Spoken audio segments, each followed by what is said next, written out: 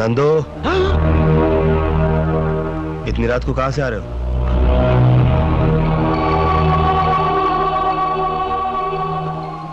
एक काम था, मैं काम कर रहा था भैया। देशभक्ति पर एक फिल्म बन रही है, मैं उसी की शूटिंग कर रहा था। ये तो अच्छी बात है, फिर इतना चोरी चोरी क्यों जा रहा था?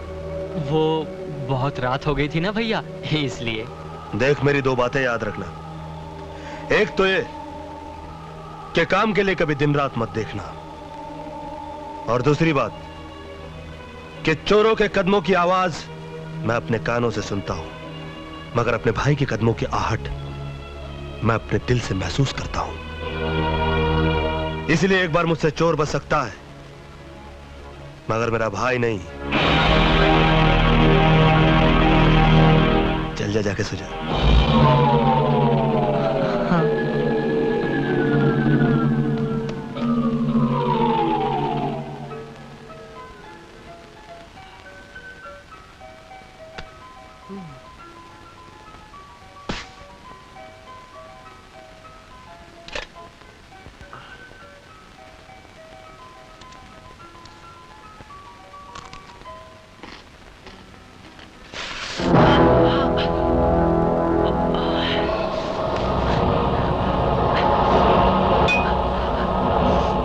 भी खाली है, बहुत चल रहा है, क्या करूं?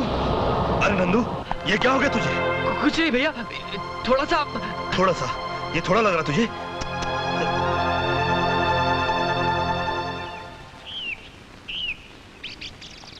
चल पहले पुलिस स्टेशन चलते हैं, उसके बाद घर जाएंगे। Police station? अरे नहीं भैया, आप ही जाओ ना। अरे तू तो एक आम आदमी की तरह पुलिस स्टेशन के नाम से घबराता है। तेरा भाई इंस्पेक्टर है। Now come on. अच्छा हुआ अपनी जीप से वो ऑटो रिक्शा वाला टकरा गया। फायदा अपना हुआ ना, उस रिक्शा वाले का पूरा रिक्शा डैमेज हो गया। अपनी जीप की तो सिर्फ कांच ही निकली है। अपना माल बनाते जाओ, कोई देखने वाला नहीं है। सब साले ऑफिसर यहाँ माल कमाने के चक्कर में है, अपन क्यों नहीं कमाए? कोई ना देवे उसको दो डालने का।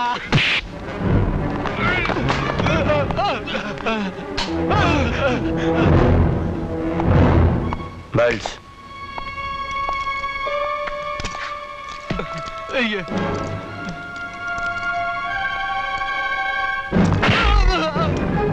धुलाई उन्हीं कपड़ों की होती है जिन पर मैल लगा हो, समझे?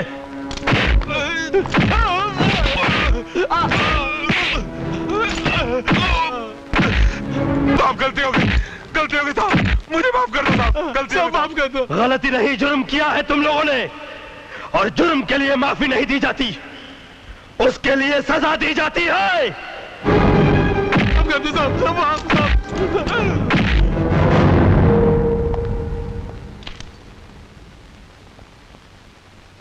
नंदू कहां चला गया? ओह, कॉलेज चला गया हुआ। ये 11 बज गया, अभी तक सब इंस्पेक्टर वर्धन क्यों नहीं आए? सर वो हमेशा लेट ही आते हैं।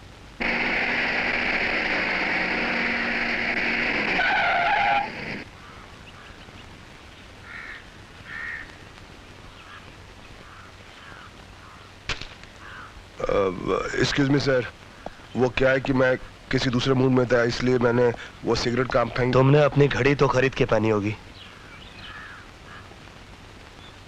जी? इसकी कीमत जानते हो? जी। तुम घड़ी की कीमत तो जानते हो, मगर वक्त की कीमत नहीं जानते। ओह, वो क्या सर, कल नींद नहीं आई और कुछ सुस्ती सी भी आ रही थी, इसलिए दारू कुछ ज्यादा पी गया। मिस्टर आदर्शवर्धन, तुम्हें इस बात का कोई हक नहीं पहुंचता कि पुलिस की फर्ज की गंगा जो कि कानून की गंगोत्री से निकलती है, उसे तुम अपनी गंदी आदतों के गटर में डाल दो। सर, मैं भी एक पुलिस ऑफिसर हूं। आप कमरे के अंदर भी मुझे यह भाषण दे सकते थे। यह भाषण नहीं, यह मेरी वार्निंग है मिस्टर आदर्शवर्धन। और मेरी वार्निंग तुम्हारे सिगरेट केस के ऊपर लिखी हुई वार्निंग की तरह नहीं, जिसे तुम भूलकर सिगरेट के कश लगाया करते हो। मेरी वार्निंग कानून की किताब के उस फुल स्टॉप की तरह है, जिसके बाद कुछ भी करने या सोचने की जगह नहीं बचती। जाओ।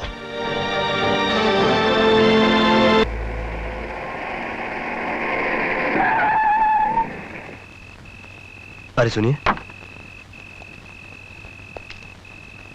स्वामी जी कहाँ होंगे इस वक्त?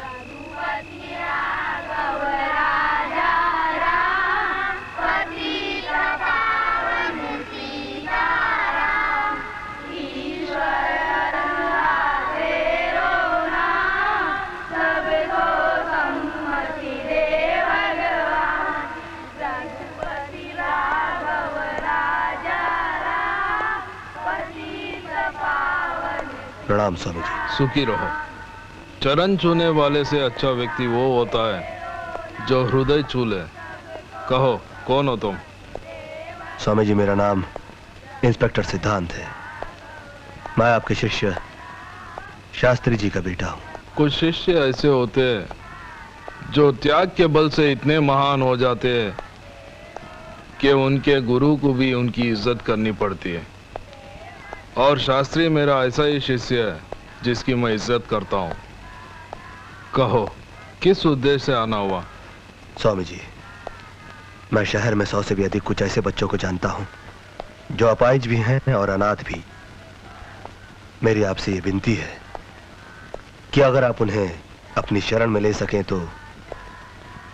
शरण में नहीं, ये समझो कि मैंने उनको अपने हृदय से लगा लिया, क्योंकि इन बच्चों में भगवान बसा करते हैं और मैं ये चाहता हूँ कि इन भगवान के चरणों में ही मेरी जिंदगी का अंत हो जाए।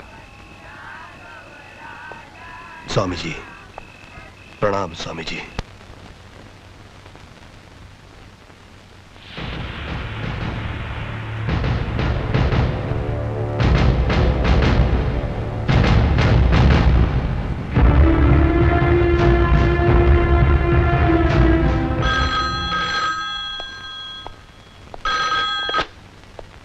सर, कपाली की हालत सुधर रही है, धीरे धीरे उसे होश आ रहा है और मैं समझता हूं कि कुछ ही देर में वो बयान देने काबिल हो जाएगा। हेलो हेलो इंस्पेक्टर, हेलो, देखिए बहुत अर्जेंट मैसेज है जो इंस्पेक्टर सिद्धांत को देना है। हेलो, अरे किसने फोन उठाया ये? हेलो, बोलते क्यों नहीं? Hello hello.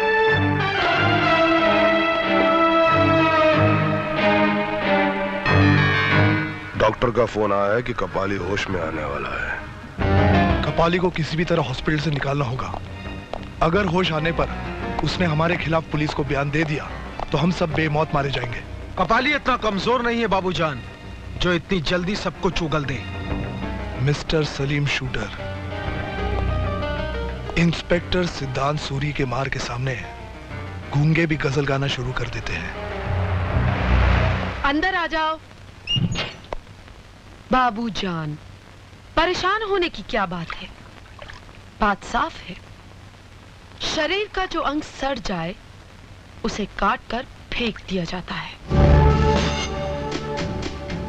कपाली को खत्म कर दो। ये तुम कह रही हो? तुम तो उसकी महबूबा थी, रखेल थी। बाबूजान, मैं वो फूल नहीं जो किसी लाश पर फेंका जाता हो। मैं वो फूल बनना चाहती हूँ जो हमेशा जीते हुए आदमी की जयमाला में रहना चाहता हूँ। तुम बॉस बन जाओगे तो मैं तुम्हारी हो जाऊंगी।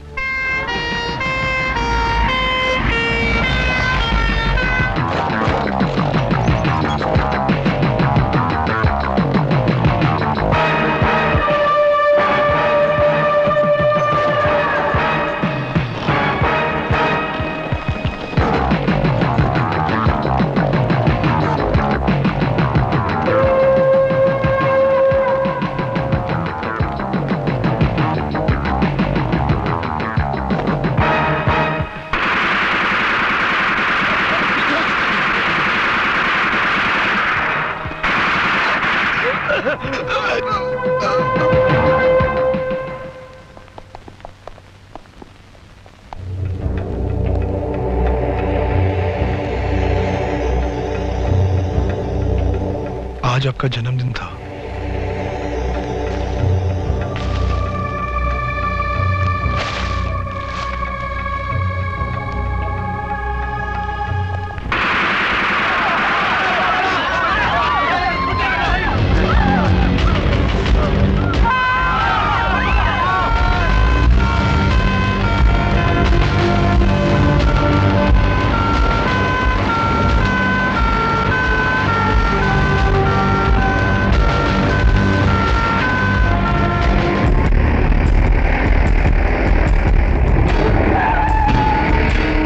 पिछले गेट के क्राउड को कंट्रोल करो, जाओ।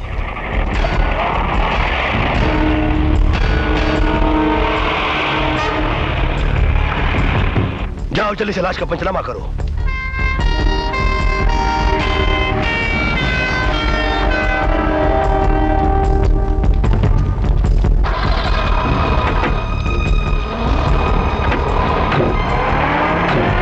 पीछे हटो, पीछे हटो, यहां से पीछे।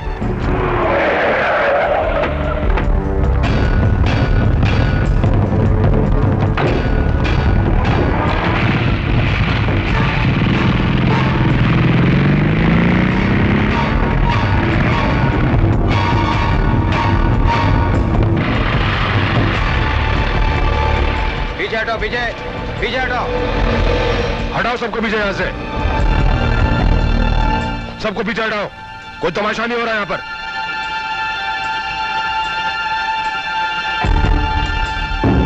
हमें कपाली की लाश भी चाहिए। हाँ, तुम तो उसकी असली वारिस हो, तुम्हें तो लाश मिली जाएगी। हाथ पीछे।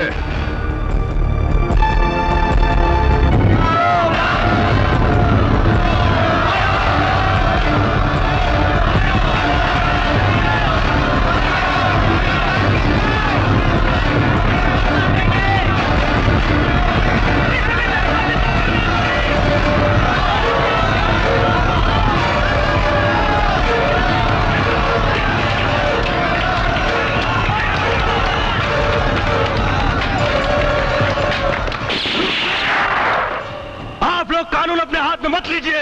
अरे कानून को तो तुम लोग अपने हाथ में लेते हो। हाँ, तुम लोग। हाँ, हम कानून अपने हाथ में लेते हैं, लेकिन उसे इज्जत के साथ, जिस तरह कोई गीता या कुरान अपने हाथ में लेता हो। मगर आप लोगों ने एक गुंडे के लिए पत्थर और डंडे अपने हाथों में उठा लिए हैं। भूल गए कि कपाली ने कई निर्दोषों की जान ली, भूल गए कि कईयों की इज्जत लूटी उसने। कुछ भी था, वो हमारी जात वाला था। जात दुनिया में सिर्फ दो तरह की होती है, एक वो जो आंसू पीता है, एक वो जो खून पीता है, एक वो जो इंसानियत को आबाद करता है, एक वो जो इंसानियत को बर्बाद करता है। कपाली जैसे समाज का कोड अगर आपकी जात का हुआ तो क्या आप उसे गले लगा लेंगे? एक वक्त हुआ करता था जब हमारा समाज उसे अपना हीरो बनाता था, जो इंसान त्याग और बलिदान की मूर्त हुआ करता था। मगर आज लोगों ने गुंडों को अपना हीरो बनाना शुरू कर दिया है। अरे ये गुंडे तो गुंडे होते हैं, गंदगी लाख माथे पर रगड़ो वो चंदन नहीं बनती, हर लुटेरा वाल्मीकि नहीं बनता। बंद करो, बंद करो गुंडों की पूजा का ये रिवाज। और अगर ये रिवाज बंद नहीं हुआ तो वो दिन दूर नहीं जब इस देश की कोख से सिर्फ गुंडों की नस्लें पैदा होंगी, और उसका सबसे भारी नुकसान तुम जैसे लोगों को होगा, तुम जैसे लोगों को। भाषण बंद करो, हमें कबाली का कातिल चाहिए, कातिल। अबे हट, अबे हट, हट। मुझे कौन सा भाषण देकर तुझ जैसे नामर्द का वोट लेना है? Get out from here. Gate तोड़ दो और चलो आगे। हर वो कदम जो कानून तोड़ने के लिए आगे बढ़ेगा, मैं उसे अपाहिज कर दूंगा।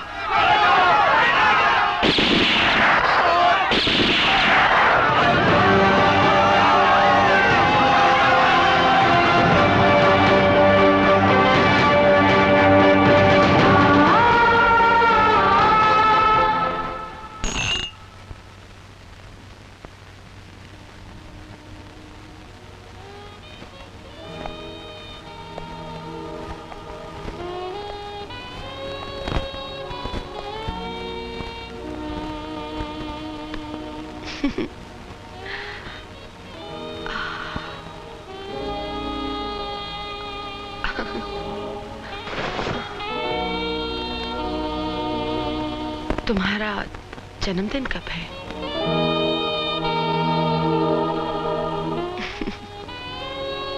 मेरा जन्मदिन उसी दिन होगा जब तुम्हारा जन्मदिन होगा।